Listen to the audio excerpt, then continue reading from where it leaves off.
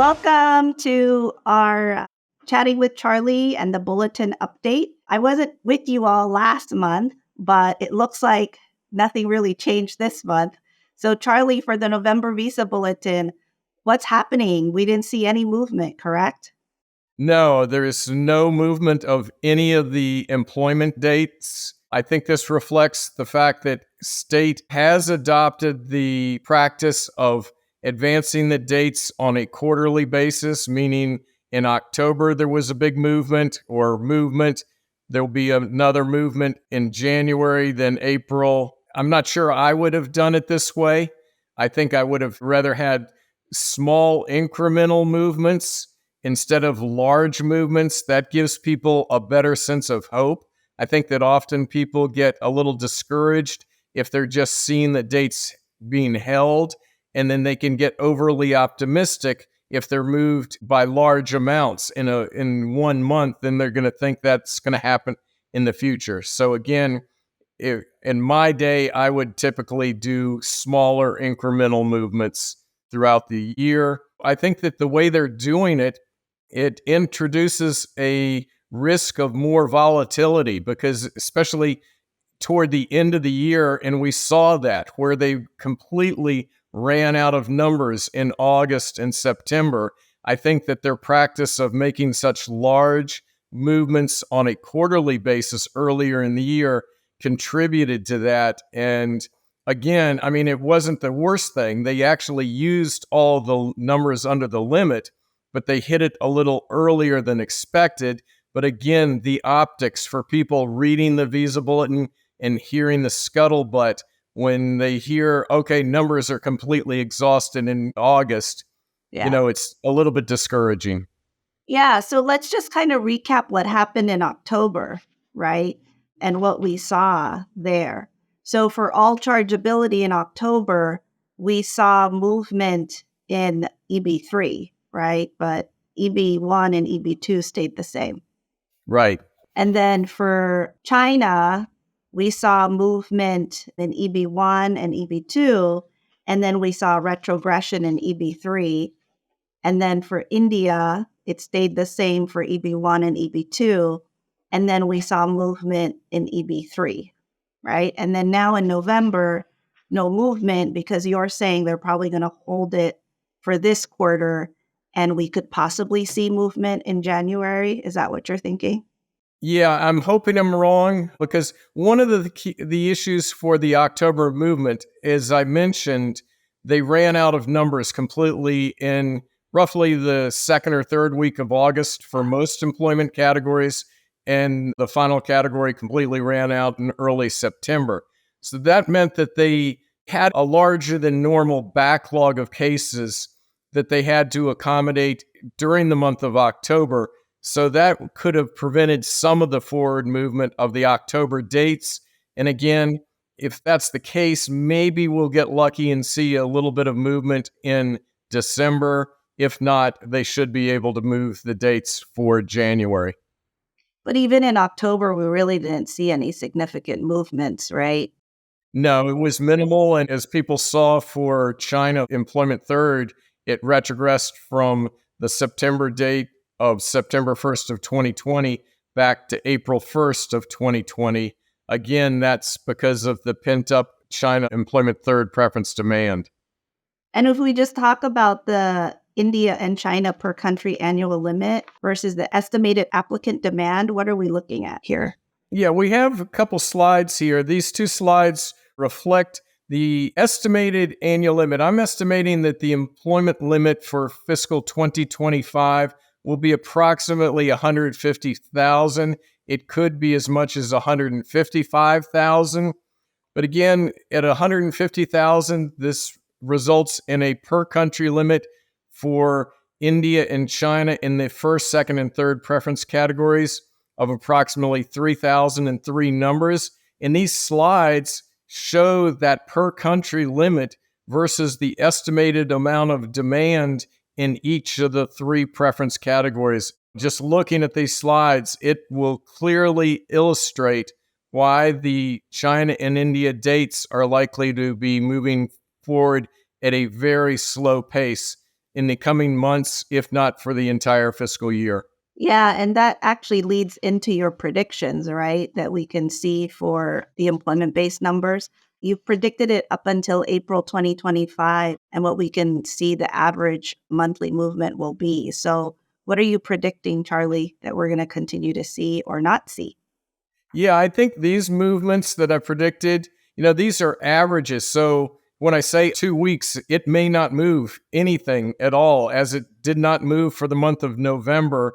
And if it doesn't move for December, then they may advance it 6 weeks in January. So again, when it says up to 1 or 2 weeks, that's an average over the course of the next 6 months. I like to be a little bit pessimistic on my predictions because I would rather people be pleasantly surprised if the date suddenly moved 3 weeks on average or 4 weeks on average, instead of them looking at the chart and making an estimate of when they think their turn is going to come up and potentially making some type of action on that estimate and then be disappointed.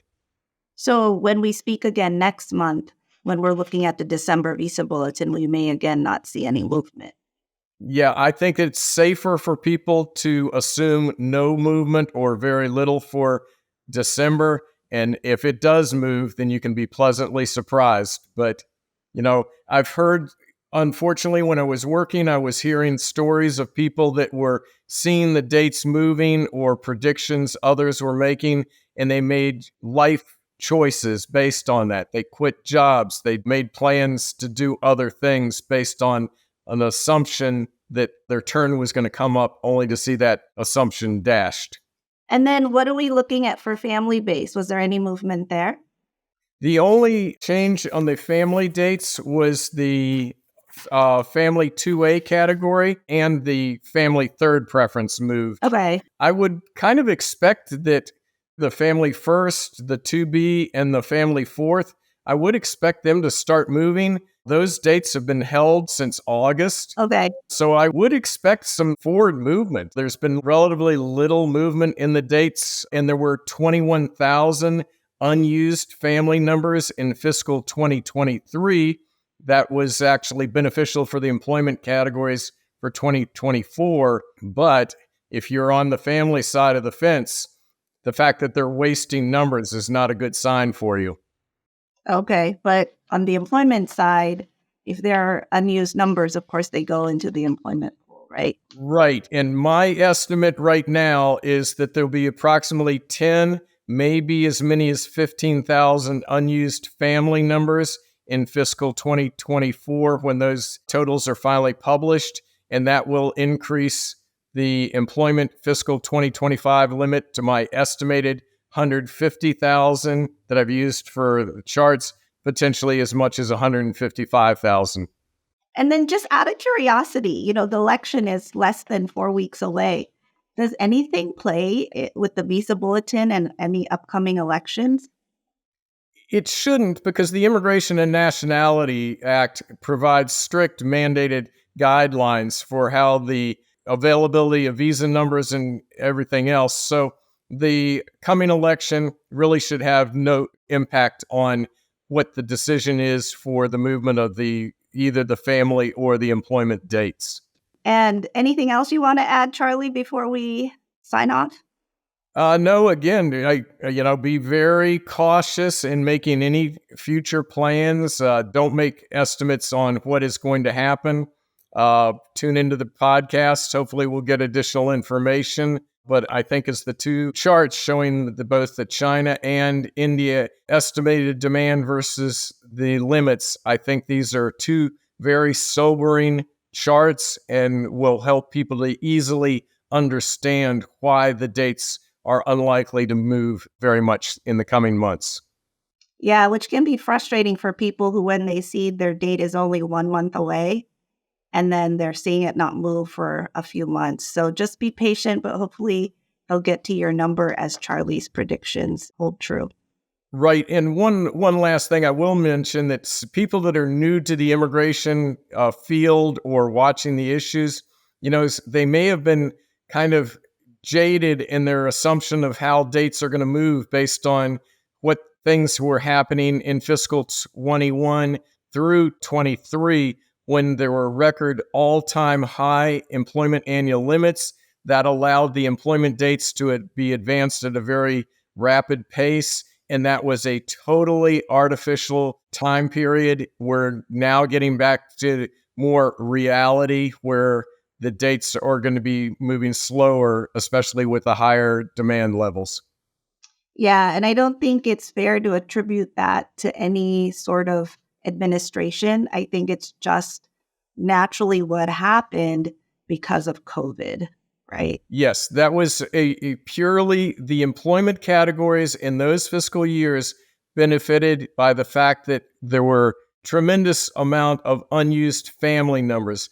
The Department of State processes about 95% of the family sponsored cases, and the posts were severely impacted during the COVID time, minimizing family number use. Those family numbers then fell across to employment in fiscal 21, 22, 23, and to some extent in 24.